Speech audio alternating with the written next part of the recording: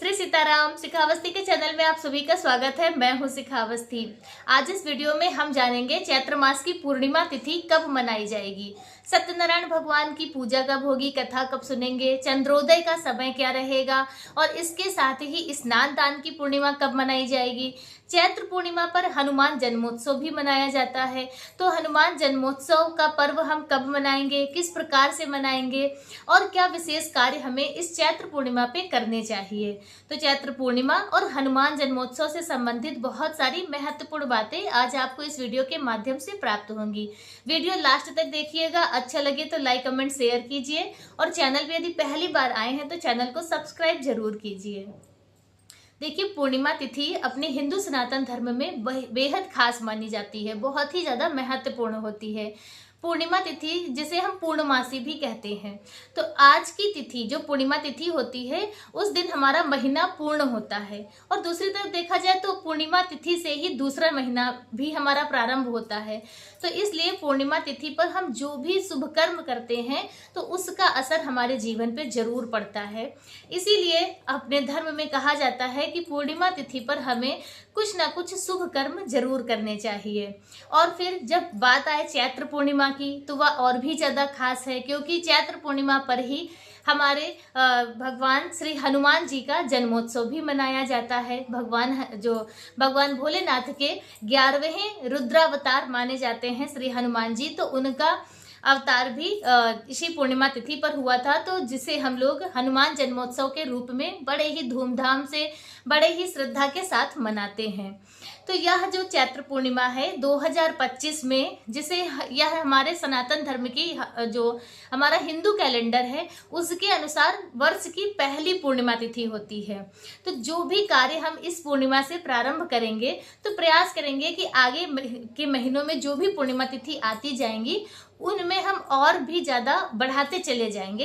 एक संकल्प के साथ इस पूर्णिमा तिथि पे हम लोग जो शुभ कर्म करने हैं वह करेंगे। तो यह पूर्णिमा तिथि 12 अप्रैल दिन शनिवार को मनाई जाएगी। पूर्णिमा तिथि प्रारंभ हो जाएगी 12 अप्रैल की सुबह प्रातःकाल 3:21 से और 13 अप्रैल को 5:51 तक पूर्णिमा तिथि रहेगी। और अपने हिंदू सनातन धर्म में सूर्योदय कालीन जो तिथि होती है, सूर्योदय के समय जो तिथि विद्यमान रहती है वही मानी जाती है। तो और इसमें यह जो पूर्णिमा तिथि है यह पूर्ण है। देखिए, सुबह सूर्योदय के समय भी हमें पूर्णिमा तिथि मिलेगी और शाम को चंद्रोदय के समय में भी पूर्णिमा तिथि रहेगी। तो 12 अप्रैल को ही हम हनुमान जन्मोत्सव भी मनाएंगे, स्नान दान की पूर्णिमा भी मनाएंगे, सत्यनारायण भगवान की कथा और उनका व्रत भी हम 12 अप्रैल को ही करेंगे। तो जो भी कार्य पूर्णिमा तिथि को होते हैं वो 12 अप्रैल दिन शनिवार को ही किए जाएंगे। और देखिए, यह बेहद शुभ संयोगों के साथ में भी है, क्योंकि हनुमान जी का जो दिन है वो मंगलवार और शनिवार होता है और इस बार हनुमान जन्मोत्सव शनिवार के दिन मनाया जा रहा है। तो इसलिए इस मौके को किसी को भी नहीं छोड़ना है, कुछ ना कुछ शुभ कर्म आपको इस दिन जरूर करने हैं। तो पहले हम पूर्णिमा तिथि पे हमें क्या क्या करना है वह जान लेते हैं। देखिए, पूर्णिमा तिथि पर किसी पवित्र नदियों में स्नान करने की बहुत ही ज्यादा महत्वता होती है, बहुत ही ज्यादा खास माना जाता है, क्योंकि पूर्णिमा तिथि को जो चंद्रदेव होते हैं वो अपनी 16 कलाओं से पूर्ण होते हैं। चंद्रमा की जो किरणें होती हैं उनसे कहते हैं कि औषधीय किरणें आती हैं, अमृत वाली किरणें आती हैं। इसीलिए और उसका असर जो खुला जल होता है उसमें ज्यादा रहता है। इसीलिए पवित्र नदियों में स्नान करने का महत्व पूर्णिमा तिथि पे जरूर होता है और जहां तक प्रयास हो सके तो पूर्णिमा तिथि पे खुले पवित्र नदियों में स्नान जरूर करना चाहिए। यदि आप नहीं जा सकते हैं तो कोई बात नहीं, गंगा जल इत्यादि डाल के अपने स्नान वाले जल में डालकर आप स्नान करें। लेकिन पूर्णिमा तिथि पर कहते हैं कि सूर्योदय से पहले स्नान जरूर कर लेना चाहिए, यह भी बहुत ही ज्यादा शुभ माना जाता है। तो स्नान इत्यादि करने के बाद आप सूर्य भगवान को जल जरूर अर्पित करें। लक्ष्मी नारायण भगवान की विधिवत पूजा अर्चना पूर्णिमा तिथि पे जरूर करनी चाहिए।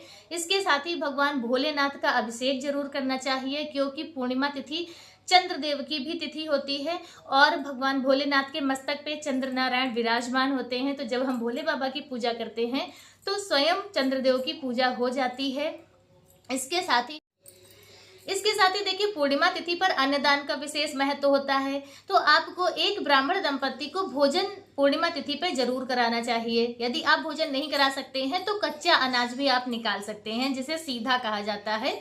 तो आप सीधा निकाल दें, जिसमें आटा, दाल, चावल, फल, सब्जी, मिठाई और दक्षिणा इत्यादि रखकर आप वह किसी मंदिर में किसी ब्राह्मण को दान कर दें। तो इस प्रकार से आपका अन्नदान हो जाएगा। और पूर्णिमा तिथि पर चंद्रमा जो होते हैं उनकी विशेष रूप से पूजा होती है। कहते हैं कि पूर्णिमा तिथि पर जो व्यक्ति चंद्रमा की पूजा करता है तो उस पर माता लक्ष्मी की विशेष कृपा प्राप्त होती है उसे, क्योंकि चंद्र नारायण माता लक्ष्मी के भाई माने जाते हैं। तो इसलिए पूर्णिमा तिथि पर चाहे आप व्रत नहीं भी रखते हैं, फिर भी पूर्णिमा तिथि को शाम के समय जब चंद्रोदय होता है तो उस समय आप स्नान कर लें, साफ स्वच्छ वस्त्र धारण कर लें और फिर चंद्रमा की पूजा जरूर करें। चंद्रमा की पूजा में आपको कुछ नहीं करना है, बस एक लोटे में जल ले लीजिए, उसमें कच्चा दूध, मिश्री, बतासे जो भी हो आपके पास, सफेद रंग का पुष्प डाल के और उन्हें अर्घ दान करें। धूप दीप दिखा के परिक्रमा कर लें, उनकी स्तुति कर लें। तो यदि आप यह करते हैं तो आप पे माता लक्ष्मी का विशेष आशीर्वाद प्राप्त होगा और चंद्र नारायण का भी प्रभाव जो है वह आपके ऊपर अशुभ रहेगा। तो इस प्रकार से आप अपनी पूर्णिमा तिथि पर यह कार्य कर सकते हैं। और 12 अप्रैल को चंद्रोदय का समय क्या रहेगा वो भी जान लीजिए। 6:18 पे चंद्रोदय का जो समय है वो बताया जा रहा है। तो इस समय चंद्रोदय होगा, आप चंद्र नारायण की पूजा जरूर करें। तो अब हम बात कर लेते हैं हनुमान जन्मोत्सव की, कि हमें हनुमान जन्मोत्सव किस प्रकार से मनाना है। तो देखिए, यह जो चैत्र मास की पूर्णिमा तिथि है, इस दिन हमारे हनुमान जी का अवतार हुआ था और उनका जन्मोत्सव हम आज के दिन मनाते हैं। तो आज के दिन सभी को हनुमान जी के मंदिर जरूर जाना चाहिए, उनके दर्शन करने चाहिए और हनुमान चालीसा का पाठ करना चाहिए, बजरंग बाण का पाठ करना चाहिए। यदि आपके पास समय हो तो आप सुंदर कांड का पाठ भी वहां कर सकते हैं मंदिर में बैठकर। और अपनी विशेष मंगल कामनाओं की पूर्ति हेतु आप हनुमान जी के पास चमेली के तेल का या शुद्ध देसी घी का दीपक जलाकर और फिर आप 11, 21, 51 जैसा आपके पास समय हो उस समय के अनुसार आप हनुमान चालीसा का पाठ कीजिए। आपकी विशेष मंगल कामनाएं जरूर पूरी होंगी। और इसके साथ ही हनुमान जी को आप पीपल के पत्तों की माला भी पहना सकते हैं, तुलसी के पत्तों की माला आप हनुमान जी को पहना सकते हैं। इससे भी हनुमान जी बहुत ही ज़्यादा प्रिय, मतलब उन्हें बहुत ही प्रिय है, इससे वह प्रसन्न होते हैं। जो भी आप हनुमान जी को भोग लगाएं, जो बूंदी के हो, लड्डू हो, जो भी हो, तो उसमें तुलसी पत्र डालना बिल्कुल भी ना भूलें। बगैर तुलसी पत्र के हनुमान जी अपना भोग स्वीकार नहीं करते हैं, तो इसलिए तुलसी पत्र डालकर ही उन्हें भोग लगाएं। और आज के दिन कहते हैं जो भी हनुमान जी की पूजा अर्चना उपासना करता है तो उसके जीवन की विघ्न बाधाएं, संकट मोचन सभी संकटों को दूर करते हैं। तो इस प्रकार से आपको हनुमान जन्मोत्सव भी मनाना है। और जो भी आपके पास घर के आसपास मंदिर हो वहां आप जाके दर्शन जरूर करें। और हनुमान जन्मोत्सव के दिन श्री रामचंद्र जी की पूजा माता सीता के साथ में जरूर करें, क्योंकि कहते हैं कि हनुमान जी भगवान राम को पिता स्वरूप मानते हैं। तो जिसके पिता को आप आदर सत्कार उनकी पूजा अर्चना करेंगे तो पुत्र अपने आप ही प्रसन्न हो जाते हैं। तो आप हनुमान जन्मोत्सव के दिन हनुमान जी के साथ में श्री राजा रामचंद्र जी की भी पूजा और उपासना जरूर करें। तो चैत्र पूर्णिमा से संबंधित आज का वीडियो मेरा बस इतना ही। वीडियो मेरा कैसा लगा कमेंट करके जरूर बताएं। मिलते हैं दूसरे वीडियो में किसी दूसरी जानकारी के साथ। तब तक के लिए श्री सीताराम, जय श्री राम।